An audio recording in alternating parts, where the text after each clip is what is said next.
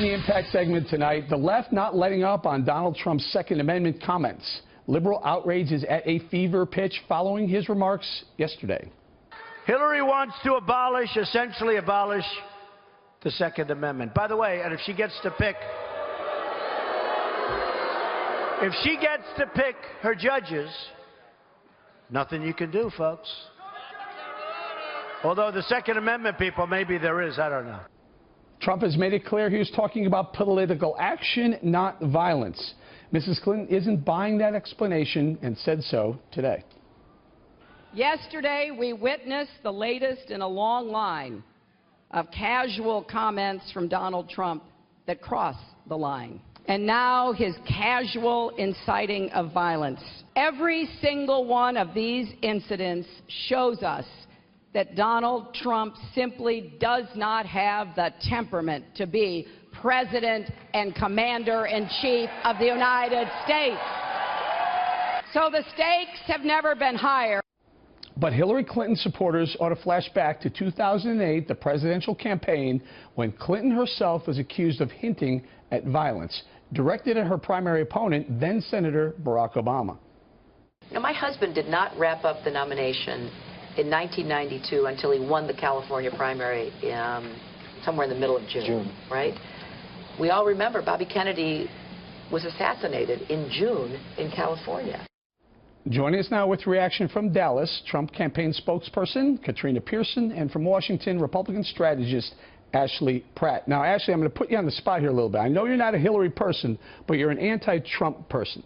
That's right. But I listened to Hillary Clinton, and I heard in 2008. Remember, she was up against Barack Obama, and she was losing. This was May, and she was losing. And the question was, should she drop out in the interest of unity, party unity? And she said, "I'm not dropping out." Basically, I'm paraphrasing. I'm not dropping out because anything can happen. And then she cited, a month later, in years back, Bobby Kennedy was assassinated in the month of June while they were in the month of May. So there was still time for something like that to happen.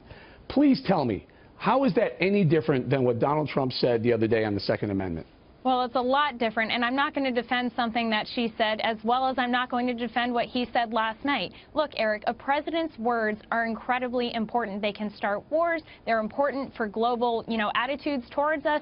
And at the same time, Donald Trump is the nominee for President of the United States. So when his language is as loose as it is indefensible, as well as, quite frankly, pretty dangerous. And I think, based off of what he said last night, his comments prove one of two things. Either that he's exceedingly reckless or that he's exceedingly unaware of the impact that his words do have on people. So joking or not, he needs to really clarify what he's saying, but this seems to be a pattern with him because of the language that he chooses to use. His rallies, his comments have all incited violence in the past. We've seen a senior advisor from him say that Hillary Clinton belongs in a firing line. I mean, there have been statements made by the campaign that just seem to make it seem like a big joke, quite frankly. Okay, what about it, Katrina? Has the candidate decided that he's going to pivot? I mean, he doesn't strike me as the type of person that wants to pivot or will pivot, but is this the plan? Well, I believe it was General Bob Scales who said war is not caused by hot air, which is what the never-Trumpers and the media would like for you to believe. And I'll also note that the media, when these previous controversies, many of them made up by the media, they said, well, if the campaign would just respond more quickly and get it out of the way, well, guess what? The campaign responded immediately clarifying those statements because Mr. Trump has always talked about Supreme Court picks and the Second Amendment because Hillary Clinton will pick up and put in horrible Supreme Court justices that will go after the Second Amendment piece by piece. So this was really nothing new, and it was clarified immediately. So the answer is no. Donald Trump is not going to stop talking about the Supreme Court. He's not going to stop talking about the Second Amendment. And look, the media and the never-Trumpers are going to sit there and they're going to wait and they're going to look for something right out of the DNC playbook that WikiLeaks released on page 6, message number 1 for themes, violence.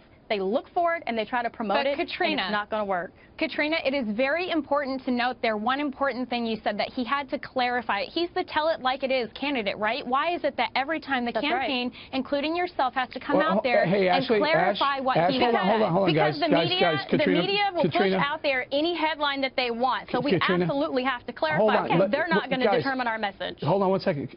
Ashley, Hillary Clinton had to clarify her comment. In 2008, the soundbite we played, she had to come back very quickly and say, try and clarify and said what I intended or didn't intend, and then said, and then apologize. But, you know, so for Hillary Clinton to make the comment that Donald Trump shouldn't be using these words, as you point out, she's guilty of the same thing.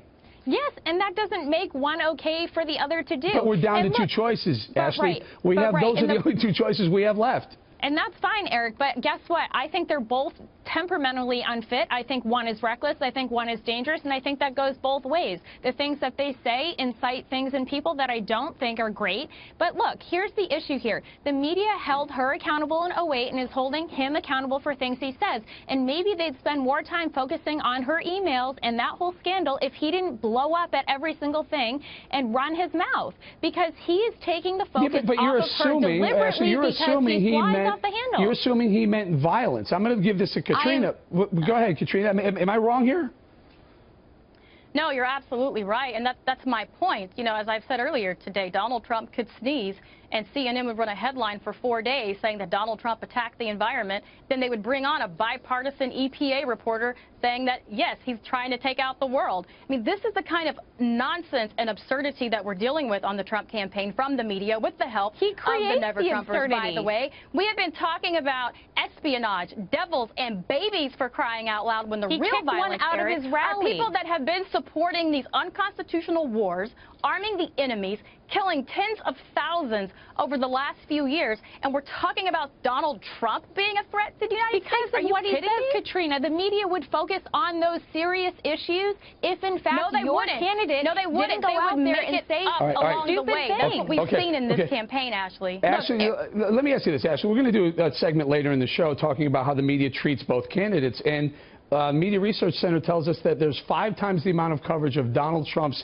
Second Amendment comments than there is about Hillary Clinton's having Sadiq Mateen, the Orlando terrorist father, sitting right behind her. And her campaign really took a long time, if they even ever pushed back on having that guy in the audience.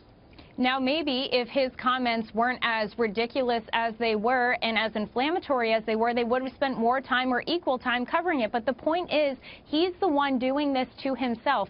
He gets off message, and then this is what ends up happening. And look, I, as a Republican, for the last 8 years, have joined in that messaging of blaming the liberal media because at times it can be hostile towards Republicans. But guess what? When someone needs to be called out for their outrageous rhetoric, it is their job to hold people accountable. So yes, they should be doing the same for Trump and Clinton. Right. But he does himself no favors by saying what he does and flying off the handle. A quick final thought, Katrina, to you.